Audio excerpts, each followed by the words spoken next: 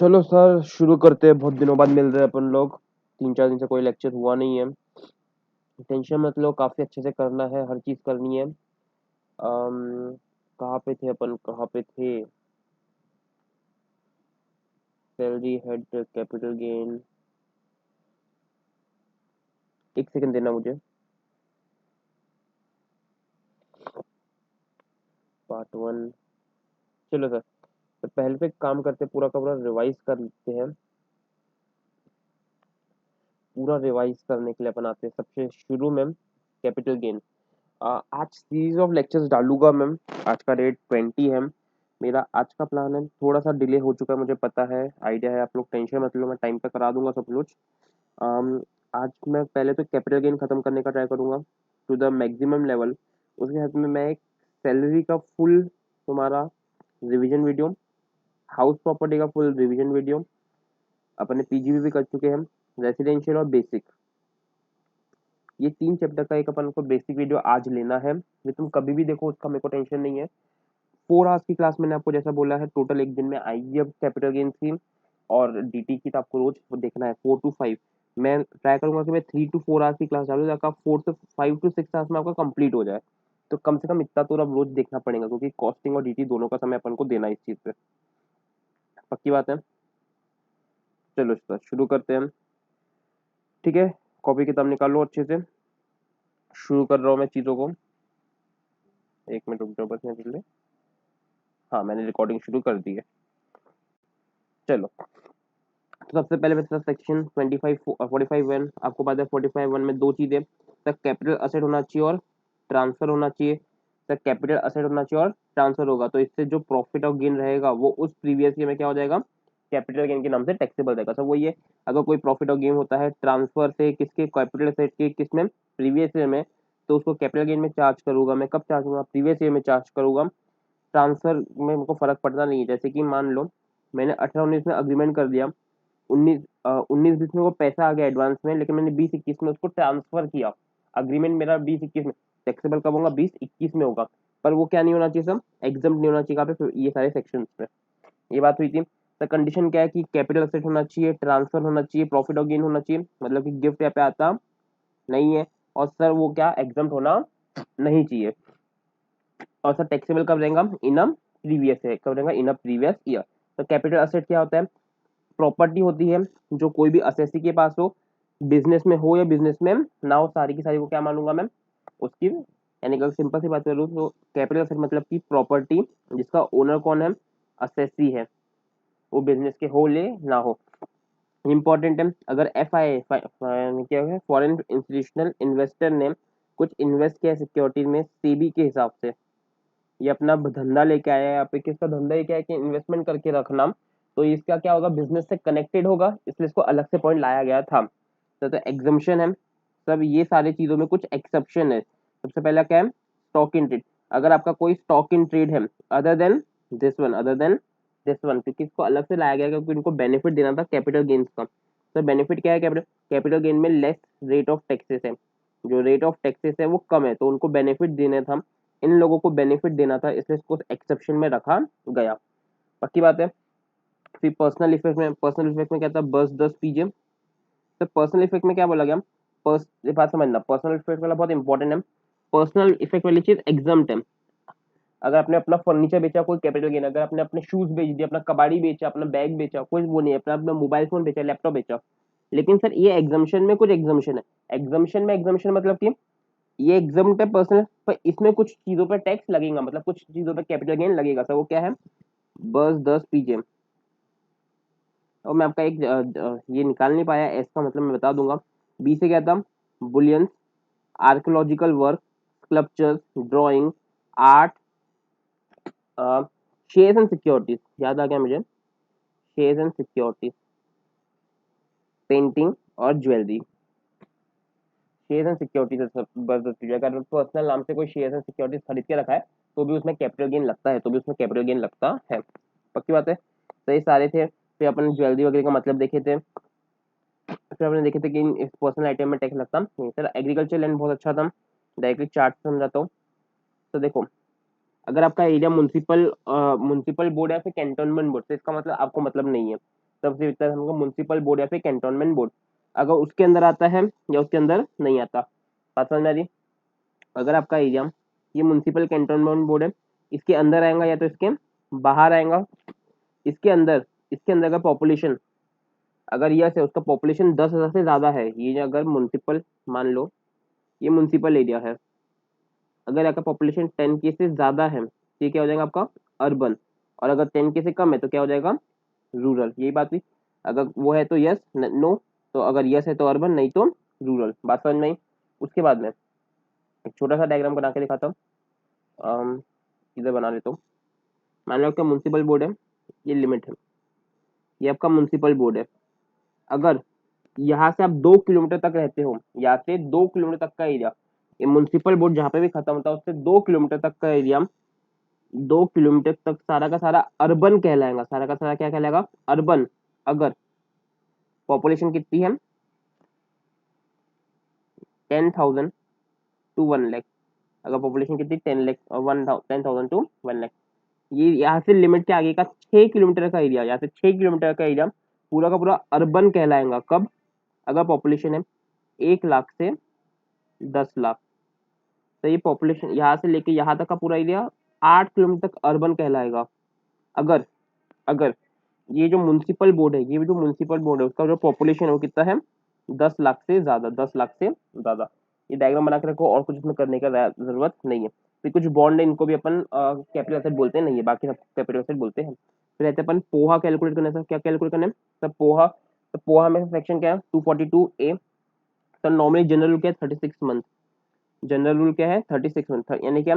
तो कौन सा शॉर्ट टर्म कैपिटल एसेट है और कौन सा लॉन्ग टर्म कैपिटल असेट है? तो शॉर्ट टर्म किसको बोलूंगा? जो सर नॉर्मली 36 महीने से कम है, लेकिन सर 12 महीने वाले भी, ये सारे कौन से हैं? 12 महीने वाले। मतलब क्या? तो अगर 12 महीने से कम पोहा है, मतलब period of holding of asset 12 महीने से कम है, तो क्या हो जाएगा? Short term capital asset. अगर 12 महीने से ज्यादा है तो लॉन्ग टर्म कैपिटल असेट। तो 12 महीने कौन कौन से? तो इक्विटी, सिक्योरिटीज। यहाँ पे ध्यान लिस्टेड लिखा हुआ है, यहाँ पे भी क्या लिखा हुआ है? लिस्टेड। यहाँ पे क्या लिखा हुआ है? वेदर कोटेड और नॉट, मतलब कि लिस्टेड और नॉट लिस्टेड दोनों आएंगे। यहाँ पे वेदर कोटेड और नॉट, और जीरो कूपन बॉन्ड। पक्की बात है। तो इंपॉर्टेंट अमेंडमेंट आया था कि जो अनकोटेड वाले शेयर्स होते हैं, यहाँ पे बात वर्ड है रखना, शेयर्स जो है उसके 24 महीने, उनके कितने महीने? 24 महीने। तो अगर मैं 24 महीने की बात करूँ 24 मंथ वाले, तो उसमें दो ही है, अनकोटेड शेयर्स और लैंड और बिल्डिंग। लैंड और इनका पुआ कितना है? 24। अगर 24 से ज्यादा है, 24 और 24 से ज्यादा है तो लॉन्ग टर्म, नहीं तो शॉर्ट टर्म। सर अगर गिफ्ट में कोई एसेट मिला है, अगर फादर था, फादर ने सन को गिफ्ट कर दिया, सन ने आगे उसको बेच दिया, तो इसका पोहा कहाँ से कैलकुलेट होगा? सब पूरा फादर से कैलकुलेट होगा। सब पोहा कहाँ से कैलकुलेट होगा? पूरे फादर से पोहा कैलकुलेट होता था, अपने पढ़े थे ये। सर अगर अपने बिल्डिंग बेच रहे हो लेकिन लैंड पहले ही खरीद के रखे थे, तो लैंड का अलग पोहा होगा और बिल्डिंग का अलग पोहा होगा। बात समझ में आ रही है? Period of holding in case asset which was held as capital asset initially, but अपने बात समझते, पहले अपन ने उसको, पहले जब वो आया था वो कैपिटल एसेट नहीं था, पहले वो आया जब कैपिटल एसेट नहीं था, फिर इसको अपन ने कैपिटल एसेट बना दिए। मतलब कि बाय डेफिनेशन लॉ चेंज हुआ, लॉ की वजह से चेंज हो गया। मान लो ये एग्रीकल्चर वाला एग्जांपल ही देता हूँ। पहले आपका लैंड अर्बन था, रूरल था, तो कैपिटल एसेट नहीं था, आपने खरीद के रखा था। फिर वो अर्बन हो गया, फिर आपने उसको बेच दिया। तो इसका कब से कैलकुलेट होगा? सही, जब से रूरल था तब से ही कैलकुलेट हुआ। वैसे मान लो कि पहले ज्वेलरी कैपिटल एसेट नहीं होती थी, पहले ज्वेलरी कैपिटल एसेट होती नहीं थी 2001 में, 2010 में उसको कैपिटल एसेट बनाया गया, 2019 में तुमने बेच दिया। तो सर कहाँ से कैलकुलेट होगा? तो 2001 से ही पोहा कैलकुलेट होने वाला है, 2001 से ही पोहा कैलकुलेट होने वाला है। सर अपन ने कुछ एग्जांपल देखे थे जिससे अपन पोहा कैसे गिनते हो समझे थे। सर ये थोड़ा सा सेक्शन बचा हुआ है, इतना समझो। ट्रांसफर मतलब कि सेल कर दिया, कंपलसरी एक्वायर हो गया। बात समझना, sale, exchange, relinquishment of asset. Compulsory acquisition मतलब कि गवर्नमेंट ने कंपलसरी उसको क्या कर दिया? एक्वायर कर लिया। एक्सटिंग्विशमेंट मतलब खत्म हो जाना, आपका जो राइट था वो क्या हो गया? उस चीज में खत्म हो गया। मतलब कि पहले एक कैपिटल एसेट था, तो आपका कैपिटल एसेट था, आपका राइट खत्म हो गया, उसका राइट खत्म हो गया, मतलब अब उसके बेनिफिशियरी नहीं रहे, तो उसका जो असेट जो भी वो रहेगा वो अपन ट्रांसफर की डेफिनेशन में उसको ला लेंगे। जैसे कि राइट शेयर, अब आपको समझ में आएगा। मेरे को राइट मिले थे, मैंने राइट बेचे, मैंने शेयर्स नहीं बेचे, मैंने सिर्फ राइट बेचे। तो सर मेरा एक्सटिंग्विशमेंट हो गया, तो इसको भी मैं ट्रांसफर मानता हूँ, इसको भी मैं ट्रांसफर मानता हूँ। वैसी मैच्योरिटी से बहुत सारी एक को देख लेना, अपन को आखिरी में काफी डिटेल में दिया हुआ है। फिर टैक्स रेट अपन ने देखे थे, तो नॉर्मली लॉन्ग टर्म में 20% फ्लैट लगता है, शॉर्ट टर्म में स्लैब रेट लगते हैं, और कुछ स्पेशल है जो अपन आगे के लेक्चर में देखेंगे। तब जनरल नोट क्या है, अपन को सबसे पहले पोहा देखना है, नेचर देखना है, फुल वैल्यू ऑफ कंसिडरेशन, ये बहुत इंपॉर्टेंट है। कॉस्ट ऑफ एक्विजिशन में फिर कॉस्ट ऑफ इम्प्रूवमेंट, इंडेक्सेशन और एग्जम्पशन। अपन ने अभी तक के कॉस्ट ऑफ इम्प्रूवमेंट पूरा देखे, कॉस्ट ऑफ एक्विजिशन पूरा देखे, इंडेक्सेशन पूरा देख चुके हैं, फुल वैल्यू ऑफ ये आधा देखे, तो एग्जम्पशन देखते हैं। कंप्यूटेशन कैसे होगा, तो सबसे पहले फुल वैल्यू ऑफ कंसिडरेशन निकालो, लेस करो एक्सपेंसेस इंकर होली और explicitly in connection of such transfer, net consideration, ये दोनों निकाल लो तो शॉर्ट टर्म कैपिटल। तो और अगर लॉन्ग टर्म है तो उसमें आईकोआ निकलेगा और आईको एम निकलेगा, इंडेक्स कॉस्ट ऑफ एक्विजिशन और इंडेक्स कॉस्ट ऑफ इम्प्रूवमेंट, आपको पता है, पक्की बात है। तो टैक्सेबल शॉर्ट टर्म क्या है और लॉन्ग टर्म निकल सकता है। फुल वैल्यू में अपने सबसे पहला सेक्शन देखे थे 50D। तो 50D क्या बोलता था सर, 50D मेरे को सिंपल सी बात बोलता था कि अगर अगर इसके डेट की वैल्यू अपन निकाल नहीं सकते, कुछ पेचीदा सा सेट है जो अभी भी आया है, कोई नई रिसर्च की वजह से, कुछ वजह से आया है जिसकी असर्टेनेबल नहीं है, डिटर्मिनेबल नहीं है, आप उसको डिटरमाइन नहीं कर सकते, तो अपन क्या लेंगे, द फेयर मार्केट वैल्यू, उस चीज का क्या ले लेंगे, फेयर मार्केट वैल्यू ही फुल कंसिडरेशन ले लेंगे, उसका फुल कंसिडरेशन ले लेंगे। बात समझ में आई। उसके बाद में 50C बहुत इंपॉर्टेंट सेक्शन है सर, किसके केस में अप्लीकेबल है, लैंड और बिल्डिंग, किसके केस में, लैंड और बिल्डिंग। सर किसकी बात करता है, सर बात करता है मेरा ये कंसिडरेशन और स्टैम्प ड्यूटी, कंसिडरेशन और स्टैम्प ड्यूटी। तो क्या बात करता है कि अगर ये 100 है और ये 110 है, तो मेरा फुल वैल्यू ऑफ कंसिडरेशन क्या रहेगा। लोग क्या करेंगे, जानबूझ के कंसिडरेशन कम दिखाएंगे। कंसिडरेशन कम क्यों दिखाना चाहेंगे, मान लो अगर मैंने सिर्फ 100 की कंसिडरेशन दिखाई, मेरा कॉस्ट ऑफ एक्विजिशन था 90, मेरे को प्रॉफिट कितना हुआ, सिर्फ 10 का हुआ, तो टैक्स कितने मिलेंगे, 10। तो मैंने सिर्फ पीछे ब्लैक में उसको मैंने यही चीज 500 में बेची होगी, हो सकता है, तो इसलिए क्या लाया गया, कंसेप्ट लाया गया 50C का। तो इसमें मैं कंपेयर करता हूँ, किसको कंपेयर करता हूँ, सर मैं कंसिडरेशन को कंपेयर करता हूँ स्टैम्प ड्यूटी से, कंसिडरेशन को कंपेयर करता हूँ स्टैम्प ड्यूटी से। बात समझ में आ रही है कि मैं कंसिडरेशन को यहाँ पे कंपेयर करता हूँ स्टैम्प ड्यूटी वैल्यू से। तो कंसिडरेशन को मैं किस तरीके से कंपेयर करता हूँ, तो मैं यहाँ पे कंसिडरेशन मान लो कि मेरा 100 है, कंसिडरेशन अगर 100 है तो इसका मैं पहले 105% निकालता हूँ, कितना परसेंट निकालता है, 105%।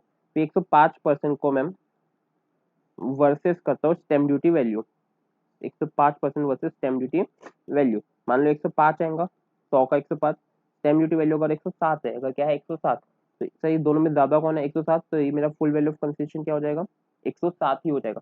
तो मान लो ये 102 है, सही दोनों कम है 105, तो सर क्या ये फुल वैल्यू कंसिडरेशन हुआ, नहीं सर ये तो कुछ है ही नहीं ना सर, मेरे को बेनिफिट देना चाहती है गवर्नमेंट 5% का, मेरा फुल वैल्यू कंसिडरेशन क्या होगा, ये 100 रुपए, मेरा क्या होगा, ये 100 रुपए।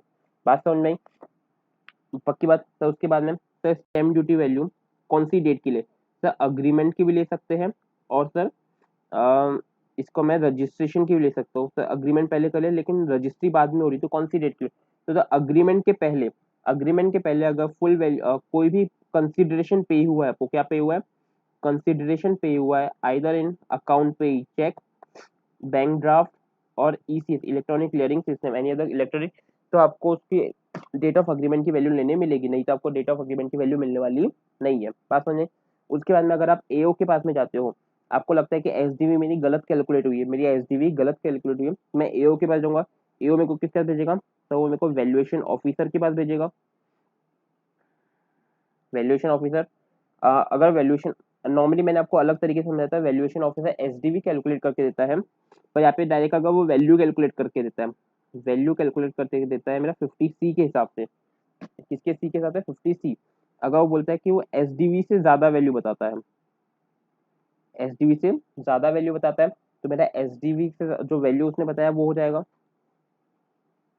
तो जो वैल्यू उसने बताया वो वैल्यू हो जाएगी।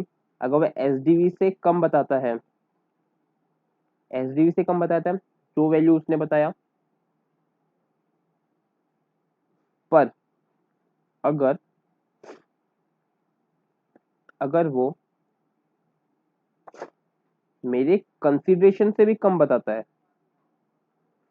तो मेरा कंसिडरेशन फुल वैल्यू कंसिडरेशन होगा। सर एग्जांपल दो ना, सर एग्जांपल मैंने दिए थे, मान लो मेरा कंसिडरेशन 100 है, 105% 105 हो जाएगा। मान लो एसडीवी मेरा 103, 106 रखता हूँ, ठीक है। तो मेरा फुल वैल्यू ऑफ कंसिडरेशन कितना होगा, 106 हो जाएगा। फुल वैल्यू ऑफ कंसिडरेशन कितना हो जाएगा, 106 की बात, पक्की बात समझ में आ रही है, समझ में आ रहा है पक्का। सर मान लो कि मैं वैल्यूएशन ऑफिसर के पास गया, मैं किसके पास में गया, वैल्यूएशन ऑफिसर के पास में गया। वैल्यूएशन ऑफिसर बोला नहीं कि 108 है वैल्यू, एसडीवी कितना 108, तो मेरा प्रीविल क्या हो जाएगा सर, 108 हो जाएगा। मेरे को वैल्यूएशन ऑफिसर बोला कि नहीं 105 है, तो मेरा वैल्यूएशन 105 हो जाएगा।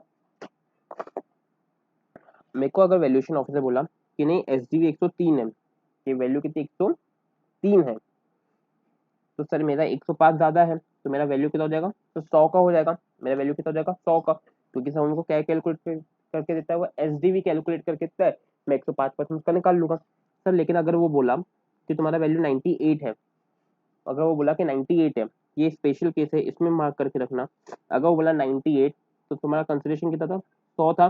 तो सर अगर वो तुम्हारे कंसिडरेशन से भी कम वैल्यू निकाल के देता है, तो तुम्हारा consideration he full value of consideration माना जाएगा, तुम्हारा consideration he full value of consideration माना जाएगा। पक्की बात समझ आई, तो इसको ये पे एंड करता। फिर सर एक्सपेंसेस ऑन ट्रांसफर, इसको अलग से मैं माइनस करता हूँ सर, किससे, अगर ट्रांसफर के समय कोई भी खर्चा हुआ है तो। सर क्या परचेज के समय भी हो सकता है, हाँ सर अगर परचेज के समय तो कोआ में ऐड हो जाता है, वो कोआ में ऐड हो जाता है, लेकिन इसको अलग से दिखाना पड़ता है। सर लॉजिक का कोई लॉजिक नहीं है सर, अगर लॉजिक जानना चाहो तो समझा देता हूँ। सर कोआ 2001 के सामने आपने कुछ खर्च किया था, मान लो 1000 रुपये, सर आप 2020 में बेच रहे हो, तो सर 2020 में सिर्फ 1000 रुपये माइनस करोगे क्या, नहीं सर, इसमें तो इंडेक्सेशन लगना चाहिए पूरा का पूरा, इसलिए इसको कोआ में ऐड कर देते। तब वही अलग से दिखता है ताकि समझ में आए कि ये कितना एक्सपेंसिव की वैल्यू मान रहा है। मान लो कि तुम्हारे 1 लाख का सेल है, 1 लाख का सेल है, तुमने दिखा दी कि भैया मेरे को 90,000 रुपये एक्सपेंसिव और ट्रांसफर है, और सेल वैल्यू दिखा रही 10,000। अगर मेरे कंपोजिशन में कि वैसा 10,000 दिखा हुआ है, तो मेरे को कुछ समझ में आएगा कि इसका एक्सपेंसिव और ट्रांसफर कितना है, नहीं आएगा। इसलिए इसको अलग से दिखाने का प्रावधान किया गया है, इस तरीके से अलग से दिखाया जाता है। बात समझ में आई। उसके बाद में कॉस्ट ऑफ एक्विजिशन, अगर 2001 के पहले तो अपन ने सीखा था, अगर 2001 के पहले तो मैं क्या लेता हूँ, एफएमवी और कॉस्ट ऑफ एक्विजिशन, ये दोनों मेरे किसके हैं, ऑप्शन के ऊपर। सर किसके उसमें, सर मेरे ऑप्शन है। सर मैं ऑप्शन में हमेशा क्या चूज करूंगा, हमेशा मैं हाइयर वाला चूज करने वाला हूँ, हमेशा मैं कौन सा चूज करूंगा, हाइयर वाला चूज करने वाला हूँ। पक्की बात। The option is above not available for depreciation, depreciation के केसेस हो तो ब्लॉक में ऐड हो जाता है, सर ब्लॉक में ऐड हुआ तो बात ही खत्म। उसके बाद में किसके लिए अवेलेबल है सर, सीता के लिए। सर सीता कौन है मेरी, स्पेसिफाइड इंटेंजिबल असेट। तो मेरी सीता कौन है, स्पेसिफाइड, इसमें नॉर्मली कौन रहता है, गुडविल, ब्रांड, ट्रेडमार्क, आपका एग्जाम में नॉर्मली यही पूछेगा। और पक्की बात है। सर सीता में अपने सीखे थे, अगर सीता क्या है, सेल्फ जनरेटेड, सीता खुद से बनी है, या फिर उसको मैंने परचेज करके लाया, सीता क्या आपका सेल्फ जनरेटेड या फिर परचेज। तो सेल्फ है तो उसका कॉस्ट ऑफ एक्विजिशन क्या होगा, नील, अगर सर परचेज है तो वैल्यू। तो पर उसमें ये वाला ऑप्शन अवेलेबल रहता नहीं है। यहाँ पे एक क्वेश्चन आएगा आपको टेनेंसी राइट का, शायद आगे अपन देखेंगे टेनेंसी राइट, तो वो भी सीता में आता है, वो भी सीता में आता है। हाँ बाकी तो ठीक है, ये आपको वही जो चीज लिखी हुई है। तो कॉस्ट ऑफ इम्प्रूवमेंट, मैंने बिल्डिंग खरीदी तो उसको मैंने रेनोवेशन कराया, तो रेनोवेशन को क्या बोलूंगा मैं, कॉस्ट ऑफ इम्प्रूवमेंट। तो वही सीता के लिए कॉस्ट ऑफ इम्प्रूवमेंट क्या रहेगा, हमेशा जीरो ही रहेगा। अगर हम इम्पोर्टेंट, इसमें सबसे इम्पोर्टेंट एक पार्ट था, मान लो 2001 के पहले कोई भी इम्प्रूवमेंट हुआ है, 2001 के पहले कोई भी इम्प्रूवमेंट हुआ है, तो उसको मेरे को इग्नोर करना पड़ता है, याद रखने को क्या करना पड़ता है, इग्नोर करना पड़ता है। 2001 के पहले कोई भी अगर इम्प्रूवमेंट हुआ है तो मेरे को उसको क्या करना है बेटा, मेरे को उसको इग्नोर करना है। मैंने काफी सारे इसके क्वेश्चन लिए हैं, आपको सारे के सारे उससे समझ में आ जाएंगे। इंडेक्स कॉस्ट ऑफ एक्विजिशन की मैं मान लो मैंने 2000, देखो समझाता हूँ, मैंने 1996 में एक बिल्डिंग ली, मैंने उसको 1998 तक बिल्डिंग ली, कॉस्ट ऑफ एक्विजिशन लिया, इसमें मैंने कॉस्ट ऑफ इम्प्रूवमेंट लगाया, रेनोवेट कराया, तो मेरे को ऑप्शन है कि मैं एफएमवी ले सकता हूँ। तो अगर मैं एफएमवी लूंगा 2001 का, तो अब सीधी सी बात है कि दोनों घर का, यानी जो मैंने इम्प्रूवमेंट कराया उसका भी वैल्यू आ चुका होगा मेरा एफएमवी में। तो ये ऑप्शन इसीलिए आया, तो इम्प्रूवमेंट की कॉस्ट को क्यों हटाया गया, बात समझना, इसके पहले का इग्नोर क्यों किया गया।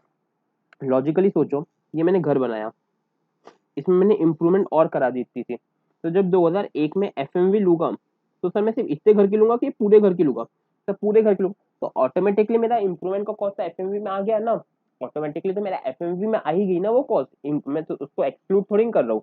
तो ये 2001 में मान लो कि 1996 में मैंने लिया, 1998 में मैंने उसको क्या, अब 2001 में पूरा वो हो गया, यानी कि यहाँ पे पूरा कॉस्ट आ गया मेरा।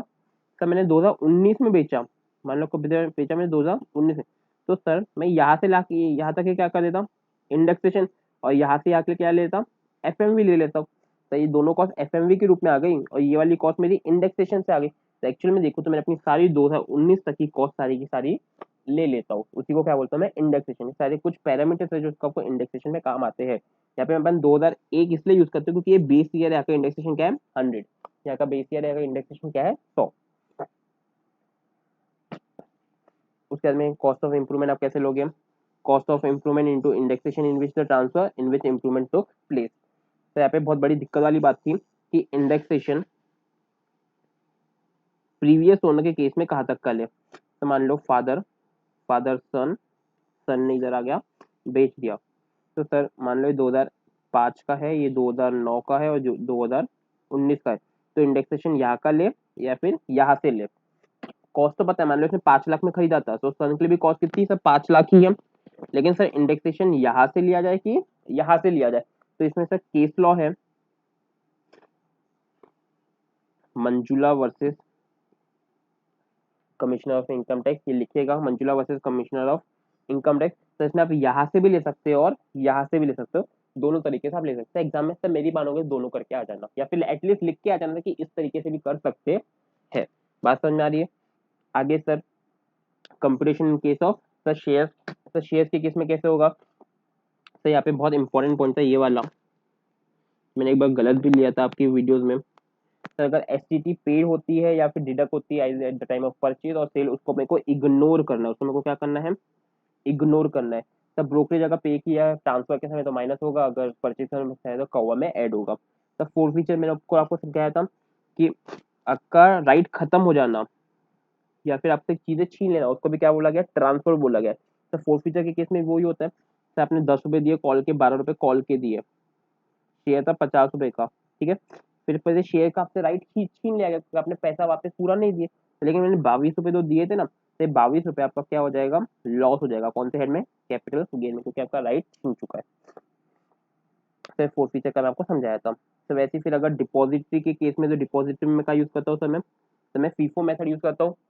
तो मैं कौन सी मेथड यूज करता हूँ सर, मैं फीफो मेथड यूज करता हूँ सर, क्योंकि आप यहाँ पे एवरेज रेट आ जाते हैं। फिर आपको मैंने यहाँ पे समझाया था बेनिफिशियल ओनर कौन रहेगा। तो यहाँ पे सीन ऐसा था, कंपनी है, कंपनी किसके नाम पे इशू करती है, डिपॉजिटरी के लिए। तो इसके रजिस्टर में किसका नाम देता है, सिर्फ डिपॉजिटरी। तुम आगे करो मरो बेचो वेचो हमको फर्क पड़ता नहीं है। सर डिपॉजिटरी कौन कौन से, सर एनएसडी और सीडीएसएल। तो ये क्या इंक्लूड करेंगे सर, डीपी, डीपी के वैसे क्या होगा, हम क्लाइंट खरीद जाएंगे। सर कंपनी के रजिस्टर में किसका नाम है, डिपॉजिटरी। मेरा नाम किसके रजिस्टर में है सर, डिपॉजिटरी के रजिस्टर में। सर मेरा नाम कहाँ पे, डिपॉजिटरी के नाम पे है। तो सर क्या ये जो शेयर कंपनी ने दी, कंपनी का रजिस्टर ओनर कौन है सर, ये डिपॉजिटरी है। लेकिन एक शेयर का बेनिफिशियल, इसका बेनिफिट किसको मिल रहा है, क्लाइंट को मिल रहा है, तो इसलिए उसको क्या बोला गया, बेनिफिशियल ओनर। सर क्लाइंट ने एक चार को कुछ खरीदा था, 2 चार को खरीदा, फिर 6 चार को खरीदा, फिर 8 चार को खरीदा, तो इसका रेट का क्या होता जाएगा, एवरेजिंग होता जाएगा। रेट का क्या होता जाता है, एवरेज होते जाता है। बात समझ आ रही है? तो सर अपन कैसे पता करेंगे कौन से वाले इसने बेचा, तो अपन इसमें कौन सा मेथड यूज करते हैं, तो फीफो मेथड यूज करते हैं। कौन सी मेथड, फीफो, जो पहले आया वो पहले बेचा। फिर कॉस्ट ऑफ स्पेसिफाइड सिक्योरिटी और sweat equity share. Sweat equity का मैंने आपको समझाया था कि मान लो कि 200 का शेयर था, मेरे को कंपनी ने 50 में दी, तो मैंने 150 का पे किया होगा पर क्यूजिट। ये 200 का शेयर मैंने 500 में बेच दिया, तो सर मेरे लिए कॉस्ट ऑफ एक्विजिशन क्या रहेगी, सर मेरे लिए कॉस्ट ऑफ एक्विजिशन 200 हो जाएगी। क्यों सर, क्योंकि 50 तो मैंने जेब से दिए थे और 150 में मैं टैक्स पे कर चुका हूँ, तो मेरे लिए कॉस्ट ऑफ एक्विजिशन कितनी हो जाएगी सर, 200। मतलब कैपिटल गेन कितना हो जाएगा सर, 300 का। कितने का हो जाएगा, 300 का। तो cost of acquisition of right share मैंने आपको इसमें अच्छे से समझाया था। सर राइट शेयर में काफी सारे केसेस बन सकते हैं, या तो आपने राइट को सब्सक्राइब नहीं किए, राइट जो आपको मिले उसको आपने सब्सक्राइब ही नहीं किए, या तो राइट आपने खरीद लिए, या तो आपने राइट को बेच दिया, या तो राइट को क्या किया, तो अगर कुछ नहीं किया तो कुछ नहीं होगा सर। राइट को खरीद लिया तो जितने में खरीदा था आपका क्या हो जाएगा, वही कौवा हो जाएगा, कॉस्ट ऑफ एक्विजिशन। तो जितने में राइट को बेचा वो आपके लिए इनकम हो जाएगी, वो आपके लिए इनकम हो जाएंगी, इनकम फ्रॉम अदर सोर्स। लेकिन सर जो बंदे को बेचा उसके लिए कॉस्ट कर जाएंगे, जो सर कॉस्ट वो कंपनी को दे रहा, प्लस जो कंपनी से उसने राइट खरीदा, जो कंपनी से उसने राइट खरीदा। ये अपने सारा देखे थे, पक्का था, एग्जाम्पल के साथ में आपको मैंने हर चीज समझाया है। फिर sir bonus share, bonus share में इंपॉर्टेंट मार्क करना। तो 2001 के बाद में अगर बोनस लिया है तो कौवा क्या रहेगा, जीरो। लेकिन अगर 2001 के पहले अगर मिला होगा तो उसका एफएमवी अपन ले लेते हैं, उसका एफएमवी अपन ले लेते हैं, याद है। कन्वर्जन वाला मैंने सिखाया था सर, मेरे को अगर कन्वर्ट होके मिले तो सर जो कन्वर्जन हुआ है उसका वैल्यू क्या रहेगा, कन्वर्जन का भी रहेगा। उसके बाद में तो आपको पता होगा इसमें पोहा अपन वही से कैलकुलेट करते हैं। मान लो कि डिबेंचर मैंने खरीदे थे 1/4/2002 को, ये कन्वर्ट हो गए 2008 में, और सर इसको बेच रहा हूँ मैं 2019 में। तो मैं कौवा कहाँ से लूंगा सर, सर मैं पोहा कहाँ से लूंगा सर, मैं 2001 से ही पोहा लेने वाला हूँ पूरा का पूरा। तो कन्वर्जन को ट्रांसफर अपन मानते नहीं है। तो क्या क्या सर, बायबैक का टॉपिक अभी बचा हुआ है, तो थोड़ा होल्ड करके रखो, मैं इसको आराम से लूंगा अच्छे से। अब मैं स्पेशल प्रोविजन में आ जाता हूँ। तो स्पेशल प्रोविजन क्या क्या है मेरे। तो सबसे पहले एक जो चार्जिंग सेक्शन एक्स्ट्रा का है इसमें है, in case of insurance company मेरे को क्लेम देती है कोई भी असेट का, यानी कैपिटल असेट का, जो मेरा क्या हो चुका है, जो मेरा इधर क्या हो चुका है, डैमेज डिस्ट्रक्ट हो चुका है सर ड्यू टू राइट्स। इसमें हर चीज कैलकुलेट हो जाती है, इसको याद करने की जरूरत नहीं है। तो इसका क्या मतलब, एनी प्रॉफिट और gain arising out of receipt of such money और other shall be taxable capital gain वे। फुल वैल्यू ऑफ कंसिडरेशन क्या रहेगा आपका, जितना आपको पैसा कंपनी ने दिया, जितना पैसा आपको इंश्योरेंस कंपनी ने दिया, प्लस हो सकता है कि उसके साथ में कोई असेट भी दे दिया हो, या सिर्फ असेट दिया, सर असेट दिया तो वो वैल्यू थोड़ी होगा, तो उसका कैसे लेंगे, फेयर मार्केट वैल्यू। असेट का क्या लेंगे, फेयर मार्केट वैल्यू। और सर जो कैश दिया होगा, तो कैश का तो वैल्यू अपन को पता है। तो फुल वैल्यू ऑफ कंसिडरेशन, जितना वैल्यू मिला fair market value, year of tax previous year in which the money receive. ये बहुत इंपॉर्टेंट है, बहुत ज्यादा इंपॉर्टेंट है। जिस भी साल में पैसा मिला भाई, आपका कंपनसेशन एक्सेप्ट हो गया मान लो 17-18 में, कि इंश्योरेंस वाले बोले हम तुमको पैसा देंगे, पैसा आया 19-20 में, तो सर टैक्सेबल कौन सी है, मैंने सर 19-20 में रहेगा, ना कि 17-18 में रहेगा। बात समझ में आई। तो उसके बाद में कि अगर आपने कोई इंश्योरेंस नहीं कराया है और का कोई असेट लॉस हो जाता है, तो उसको लॉस का कहीं पे भी आपको डिडक्शन मिलने वाला नहीं है, कहीं पे भी डिडक्शन मिलने वाला नहीं है। उसके बाद में but if insurance claim is it will be transfer as per. तो अगर इंश्योरेंस क्लेम मिलता है तो उसको ट्रांसफर माना गया है। मैंने एक्स्ट्रा लाइन निकाला था। इंडेक्सेशन कब तक अलाउड होगा सर, जब से आपका कंपनसेशन अलाउड हो गया, जब भी आपका कंपनसेशन अलाउड हो गया उसी साल तक आपको इंडेक्सेशन मिलने वाला है, उसी साल तक आपको इंडेक्सेशन मिलने वाला है। बात समझ में आ रही है। सर आगे बढ़ते हैं सर, स्टॉक इन ट्रेड था, तो ये भी बहुत इंपॉर्टेंट सेक्शन है। तो इंपॉर्टेंट सेक्शन क्यों बोला मैंने इसको, कि पहले आपके पास में 5 कैपिटल असेट है, 5 क्या आपके पास में, तो कैपिटल असेट है, उसको हमने परचेज किया, उसको कन्वर्ट कर दिया स्टॉक इन ट्रेड में, फिर स्टॉक इन ट्रेड को बेच दिए, स्टॉक इन ट्रेड को बेच दिए। तो सर टैक्सेबिलिटी कैसे होगी, सर टैक्सेबल कब होगा, in which the year it is transferred. मतलब कि तो जब आप यहाँ पे बेचोगे, जब आपको पीजीबीपी की इनकम होगी तभी वो टैक्सेबल होने वाला है, तभी वो क्या होगा, टैक्सेबल होगा। बात समझ में आ रही है। तो वो इस साल में टैक्सेबल होने वाला था जब कन्वर्जन हुआ सर, नहीं इस साल में टैक्सेबल होने वाला नहीं। इसका लॉजिक मैंने आपको बताया था कि सर उस समय तो पैसे ही नहीं आया ना, इसलिए उस समय इसको टैक्सेबल करते नहीं। सर कब का टैक्सेबल करेंगे, 2019 में सर। इसका कौवा क्या लेंगे, या ये लेंगे। तो इसका फुल वैल्यू ऑफ कंसेशन क्या लेंगे, इस डेट की एफएमवी को लेंगे, इस डेट की FMV fair market value. Sir indexation कब तक लाऊंगा सर, यहाँ पे होगा सर, टैक्सेबल कहाँ होगा सर, यहाँ पे होगा। सर फिर इसके लिए इसका कॉस्ट ऑफ एक्विजिशन क्या लेंगे सर, यहाँ पे जो फेयर मार्केट वैल्यू रहती है यहाँ पे क्या बन जाएगी, उसकी कॉस्ट ऑफ एक्विजिशन बन जाएगी। इसका काफी अच्छे से एक एग्जाम्पल अपने सॉल्व करके देखे, पक्की याद आ रही चीजें। तो क्या इसको थोड़ा होल्ड करो, इसको भी थोड़ा होल्ड करो। अब सर मैं आगे की चीजें ले रहा हूँ, अभी वीडियो को यहाँ पे पॉज कर खत्म करूंगा मैं। अब आगे की चीजें मैं ये सब कुछ खत्म करूंगा मैं, क्योंकि चीजें ऐसी छोटी छोटी चीजें हैं, लेकिन आपको फुल वैल्यू कंसिडरेशन आज खत्म करना है। तो चैप्टर आज मैं 80 से 90% तक खत्म कराना है मुझे कैसे भी। चलिए, थैंक यू।